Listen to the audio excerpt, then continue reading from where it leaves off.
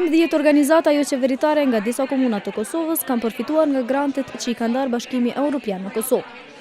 Krahas organizatave të shoqërisë civile të shqiptarëve, grante kanë përfituar edhe organizatat jo qeveritare të komunitetit serb, ata të komunitetit rom, Ashkali e Egjiptas, si dhe organizata ndërkombëtare.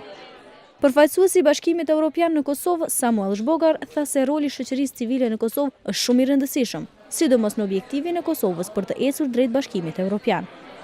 A ju tha përfaqësuesve të shoqërisë civile se pavarësisht dallimeve, të gjithë kanë një synim të përbashkët, rritjen ekonomike, sundimin e ligjit dhe luftimin e korrupsionit e krimit të organizuar në vend. This is why the EU is strongly committed to achieving.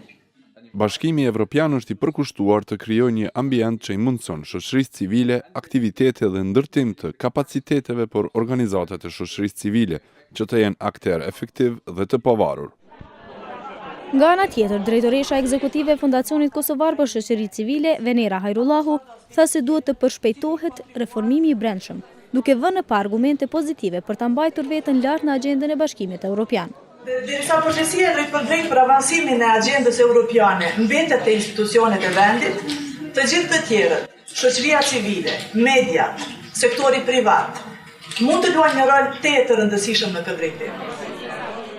Edonjeta Berisha nga Rjeti I Grave të Kosovës që përbët nga 88 organizata ka përfituar një grant në vlerë prej 200.000 eurosh, të cilat do të përdoren për të promovuar të drejtat e grave në Kosovë. Gjysma e këtij granti, pra 100.000 euro do të shpërndahen përmes Fondit Grave të Kosovës.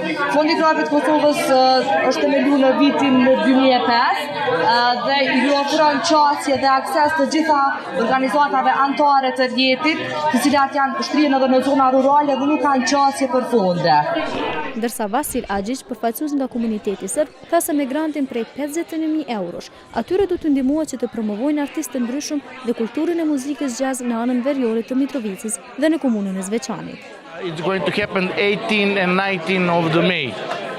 Koncerti do të mbahet me 18 dhe 19 maj. Këto janë ditët kryesore.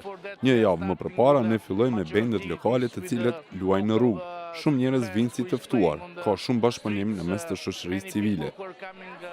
Në këtë ngjarje u tha se fondet e Bashkimit Evropian kanë për qëllim aktivizimin e shoqërisë civile dhe ndikimin e saj në proceset politikbërëse në Kosovë.